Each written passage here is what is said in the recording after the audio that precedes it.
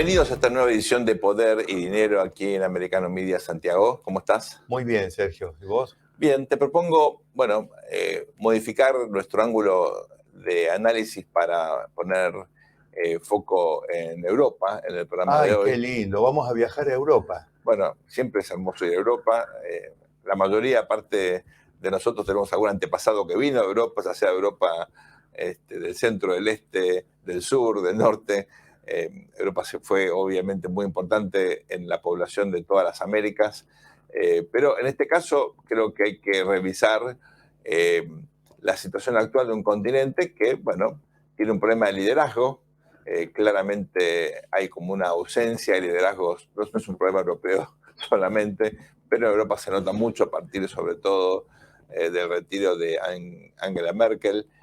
Hay un problema de liderazgo, hay un problema ciertamente luego del divorcio con el Reino Unido, ¿se acuerdan del Brexit? Cómo queda esta región, pero sobre todo hay algo que me parece interesante, y es que Europa, como nos pasa en América Latina, está obligada a tener un vínculo maduro, inteligente, intenso con China, por la importancia geopolítica, económica, diplomática, militar que tiene China, y al mismo tiempo, bueno, los valores son los valores, la historia es la historia, la democracia tiene raíces muy, muy fuertes en Europa, y esto obliga a una política exterior, bueno, ambigua, al mismo tiempo tolerante, flexible. Siempre hay contradicciones interesantes para señalar así, ¿verdad, Santiago?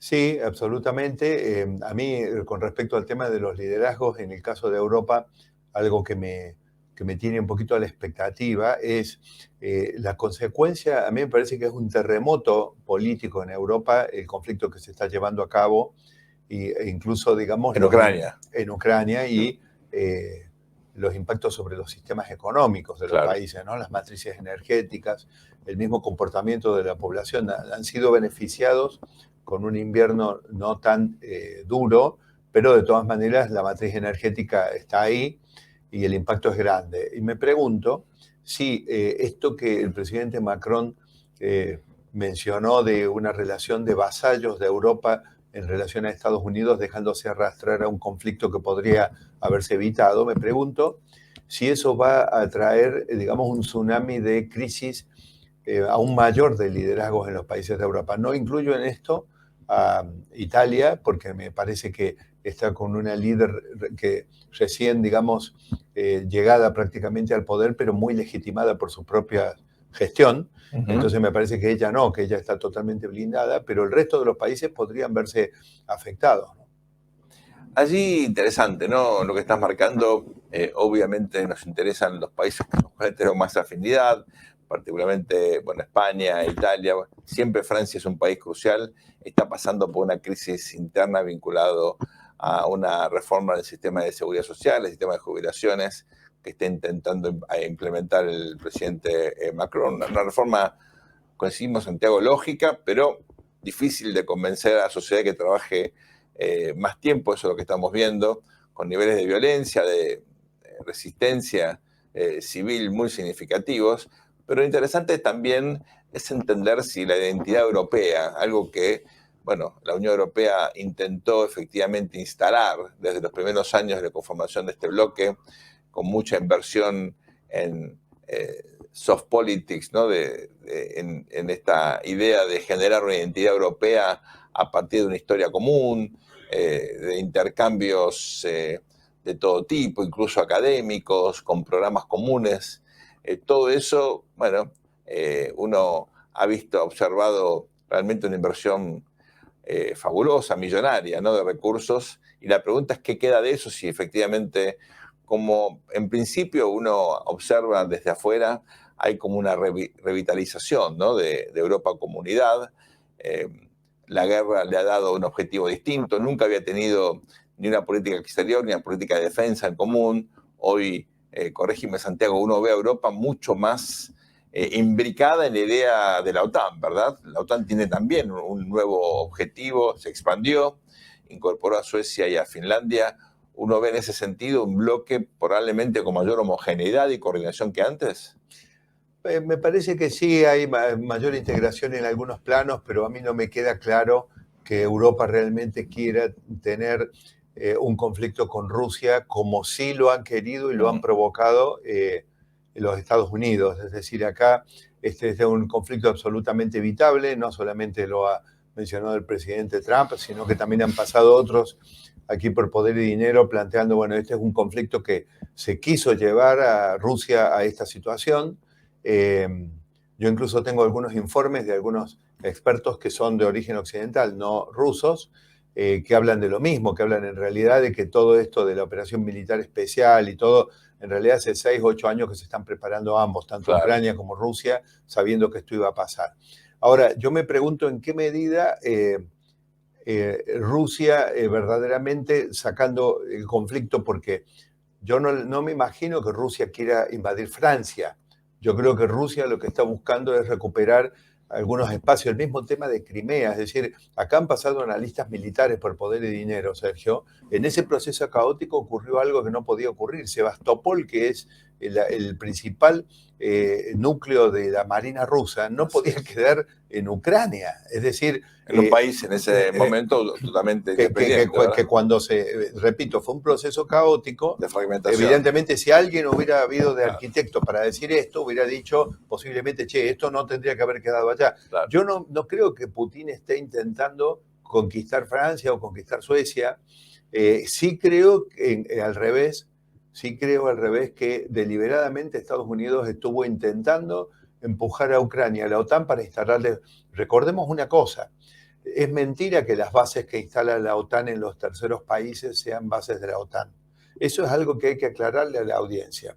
Lo que es de la OTAN pueden ser las fuerzas convencionales. Claro. Pero todas las bases nucleares que instala la OTAN son estadounidenses y operadas por estadounidenses y con armas estadounidenses. Quiere decir que si Ucrania entraba a la OTAN, no podemos ser tan inocentes de creer que las bases las iban a poner. No, iba a ser Estados Unidos el que iba a poner fuerzas nucleares a 300 kilómetros de Moscú. La verdad, este es un tema que yo lo paso en limpio, pero no lo invento yo, es un tema que está publicado. Y yo creo que es Estados Unidos el que quiso avanzar hacia Rusia, pero Rusia no quiere comerse a Europa. Entonces a mí me parece en qué medida los europeos ignoran esto y quieren verdaderamente ser aguerridos contra Rusia. Yo creo que ahí querrían terminar el conflicto, que Rusia se comprometa a no pasar más fronteras, digamos, para el otro lado y seguir disfrutando de la energía rusa a bajo precio. Eso es lo que creo que preferiría. Es interesante, Santiago, lo que estás marcando, porque indudablemente pone manifiesto que estamos en un conflicto que nadie sabe cómo terminar ahora. Claro. Agravado por el conflicto de Taiwán, porque antes nosotros, Sergio, siempre decimos, yo digo, la guerra, yo no estoy seguro que China quiera una guerra de gran escala, una guerra mundial Seguro. con Occidente. Lo que sí creo es que China va a incorporar a Taiwán de una manera o de la otra en algún momento, y creo que eso está poniéndole un condimento muy peligroso a lo que estamos hablando en este caso. Otra dimensión en términos de problemas de la agenda de Europa hoy, no solamente Europa, lo vemos también en los Estados Unidos, en la cuestión de la inmigración ilegal, los refugiados, esta situación que es dolorosísima, porque obviamente hay gente que, bueno, pobre de toda pobreza, trata de encontrar un proyecto de vida, un lugar donde pueda trabajar, donde pueda tener libertad, donde pueda desarrollar, obviamente, una familia. Eso muchas veces es imposible en su lugar de origen, por guerras civiles, por pobreza extrema, por tensiones raciales, muchas veces religiosas. Y se dan estos fenómenos migratorios que, como ustedes saben, son, bueno, si no imposible, muy difíciles de regular. Detener obviamente no va a ocurrir, pero por lo menos darle una lógica, una regulación para, bueno, al menos evitar efectivamente comprarse un problema futuro, porque mucha de esta gente viene con problemas muy serios de salud, o vienen incluso, en muchos casos, uno sospecha, ¿no? Claro. Puede haber problemas de violencia.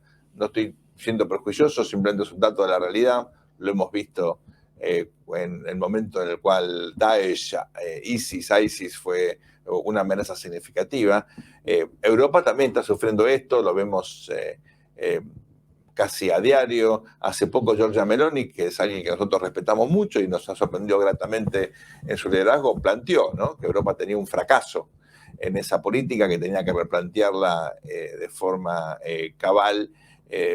Sería interesante también debatir estos temas. Y finalmente, Santiago, me parece que quedan aquí algunos elementos interesantes en términos de la diversidad étnica, religiosa que tiene hoy Europa, ¿no? Uno lo ve, siempre hacemos el mismo comentario aquí en la composición de las selecciones de fútbol europeas, que efectivamente ya tienen étnicamente una diversidad muy, muy, muy notable, todas ellas, ¿verdad?